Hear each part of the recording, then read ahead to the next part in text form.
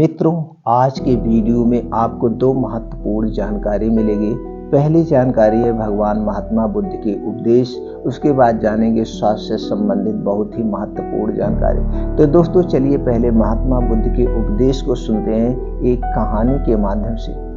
एक समय की बात है, भगवान गौतम बुद्ध अपने शिष्यों के साथ बैठे हुए थे और उन्हें उपदेश दे रहे थे और उनके साथ गांव के कुछ और लोग उनके उपदेश को सुन रहे थे। और उनका उपदेश था, कह रहे थे, क्रोध इंसान का सबसे बड़ा दुश्मन है। क्रोध करने वाला व्यक्ति खुद को हानि पहुंचाता ही है, लेकिन दूसरों को भी हानि पहुंचाता है।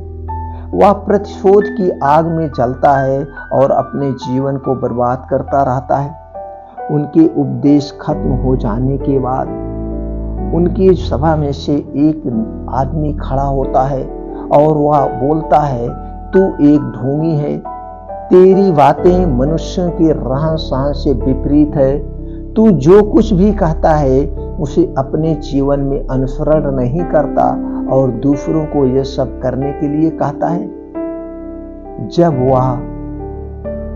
वहां पे गौतम बुद्ध को कुछ उल्टी सीधी बातें कह रहा था, तब गौतम बुद्ध कोई प्रतिक्रिया नहीं दे रहे थे और वह शांत बैठे हुए थे।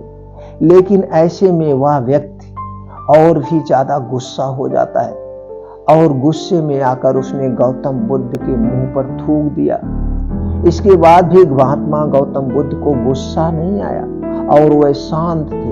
उन्होंने अपने चेहरे से थूक को साफ किया और वह चुपचाप बैठ गए। यह सब देखकर उस व्यक्ति को समझ नहीं आया कि वह क्या करे। गुस्से में आकर वह उसी जगह को छोड़कर चला गया और अगले दिन अपने घर पहुंच गया। जैसे ही वह अपने घर पहुंचा, तब तक उसका दिमाग शांत हो चुका था। दिमाग के शांत होते ही उसे इस बात का एहसास हुआ कि उसने कितनी बड़ी गलती की है, उससे पाप हुआ है। वह खुद को मन ही मन कहने लगा, यह मैंने क्या कर दिया? मैंने महात्मा बुद्ध का अपमान किया है। ऐसा पाप मैं कैसे कर सकता हूँ? मैंने बहुत बड़ी गलती कर दी। मुझे जाकर उनसे माफी मांगनी चाहिए। यह कहकर वह तुरंत ही गौतम बुद्ध के पास चला गया। लेकिन गौतम बुद्ध उस स्थान पर नहीं थे। ऐसे में वह आदमी उन्हें खोजने लगा।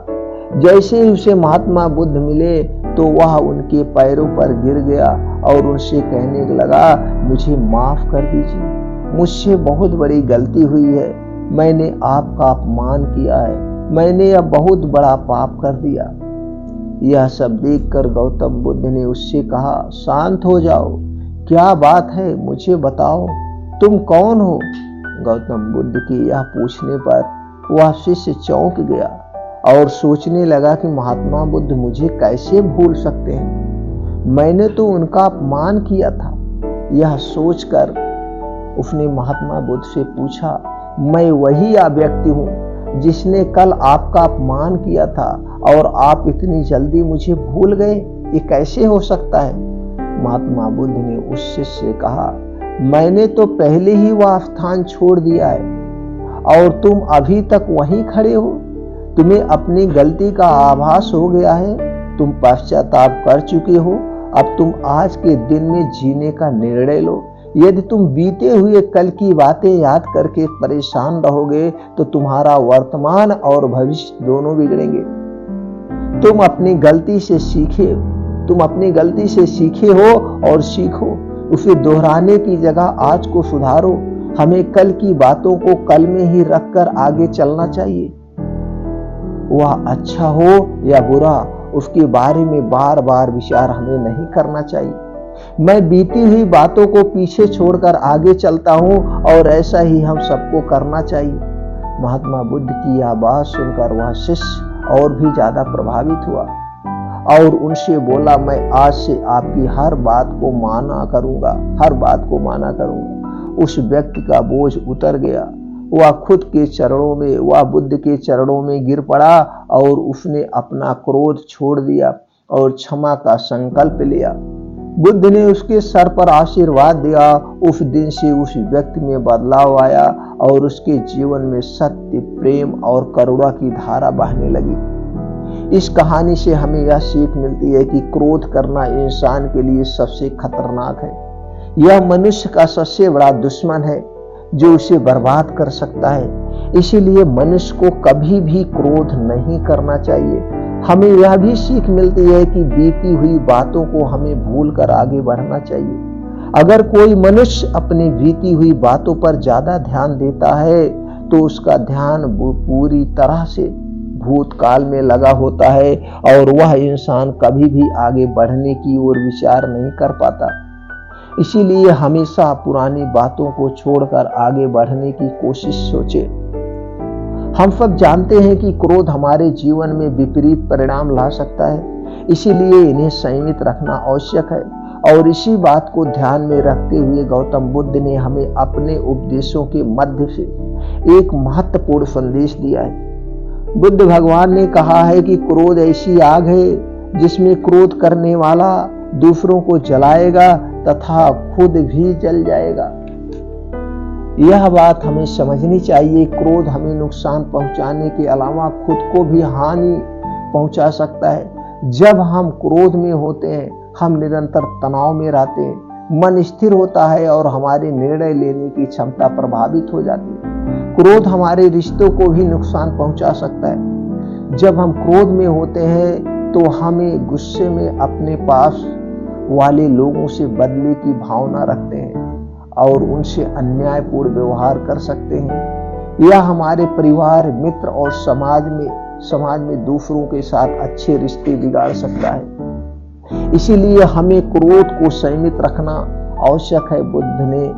बुद्ध ने हमें सिखाया कि शांति और सुख का मार्ग क्रोध से होकर नहीं जाता है। वास्तविक शांति और सुख का मार्ग अंतर मन की स्थिति के मध्य से प्राप्त होता है। बुद्ध ने हमें यह भी सिखाया कि हमें पश्चाताप करना चाहिए और गलतियों से सीखना चाहिए। जब हम पश्चाताप करते हैं तो हमारी अज्ञानता और दुष्कर्मों के प्रभाव से मुक्त होने का मार्ग खुलता है। हमें आत्म संयम का विकास करना चाहिए और क्रोध को संयमित रखने के लिए ध्यान और मेधा का विकास करना चाहिए। मेरे प्यारे साथियों, क्रोध हमारे जीवन के विपरीत परिणाम ला सकता है। हमें अपने आप को संयमित रखने की सामर्थ्य प्राप्त करनी चाहिए। हमें पश्चाताप करना और उससे सीखना चाहिए। हमें शांति और सुख की ओर बढ़ने के लायक और क्रोध को नियंत्रित करके अपने जीवन को सुखी और समृद्ध बनाने के लिए प्रयास करना चाहिए।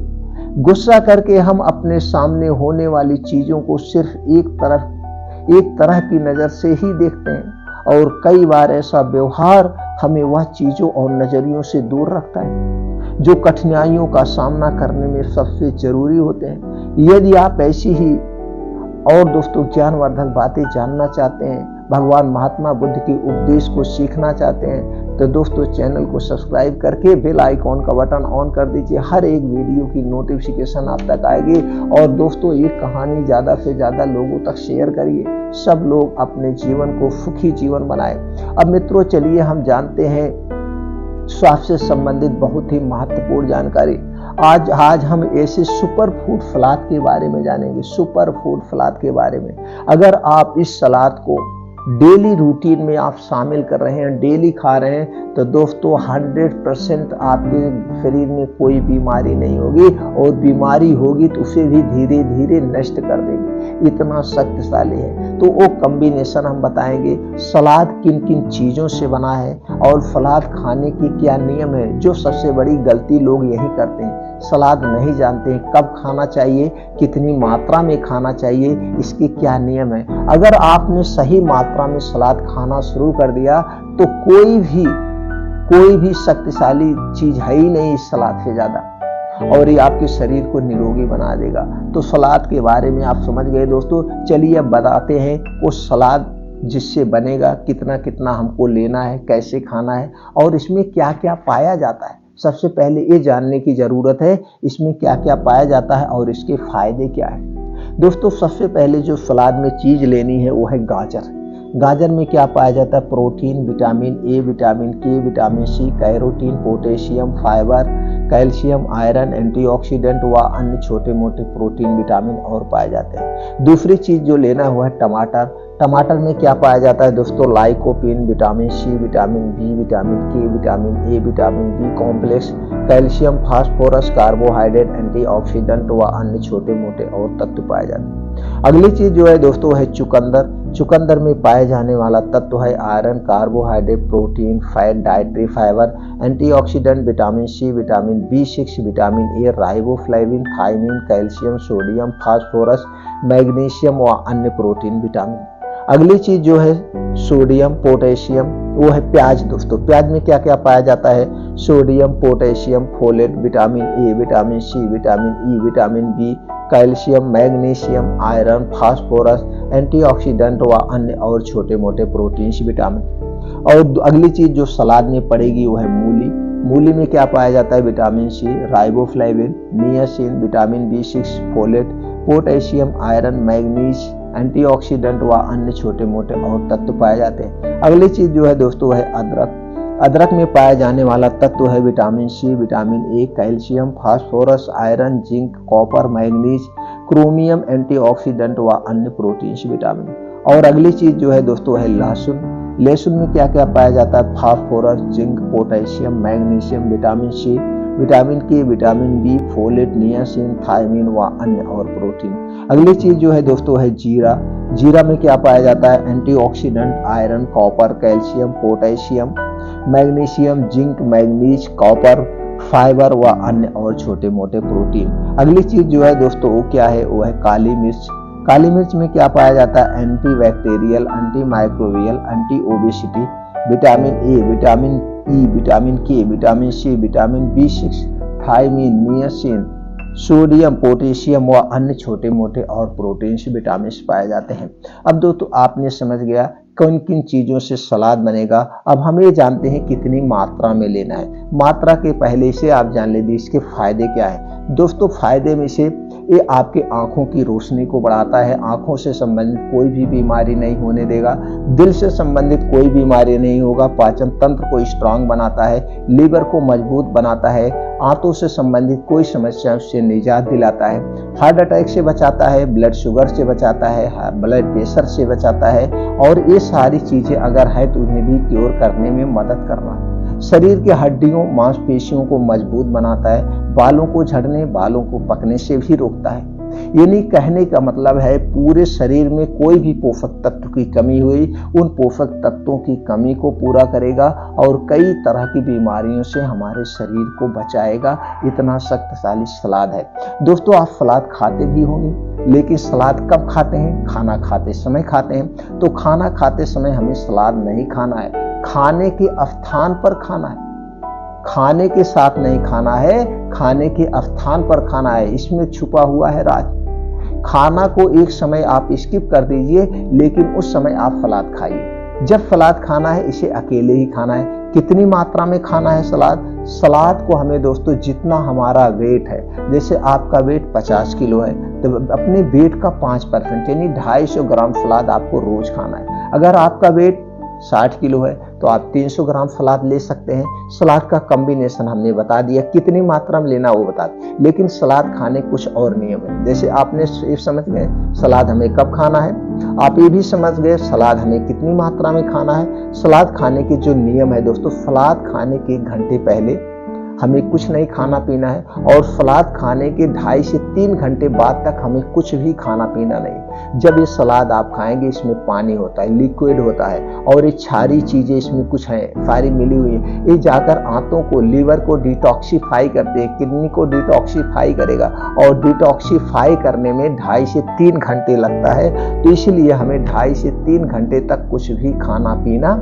नहीं है। इस बात को आप ध्यान दीजिए जब भी खाइएगा। प्यास तो लगेगी नहीं, बाकी आप चाय पीना चाहते हैं या कुछ खाना चाहते हैं मत खाइए, तभी इसका पूर्ण रूप से आपको मिलेगा। अब सलाद कब खाना है? सलाद खाना है दिन भर में चाहे जब खाइए, लेकिन आपको 5 से 6 बजे खूब भूख लगती है, अगर आप उस समय सलाद का समय चेंज कर दीजिए, उसी समय आप सलाद खाएंगे तो सबसे बेटर रहेगा। शाम को 5 से 6 बजे के बीच जब आपको खूब जम के भूख लगती है तब इस सलाद को आप खा सकते हैं। अब आप कहेंगे आपने 6 बजे 5 बजे सलाद खा लिया, अब रात का खाना मत खाइए।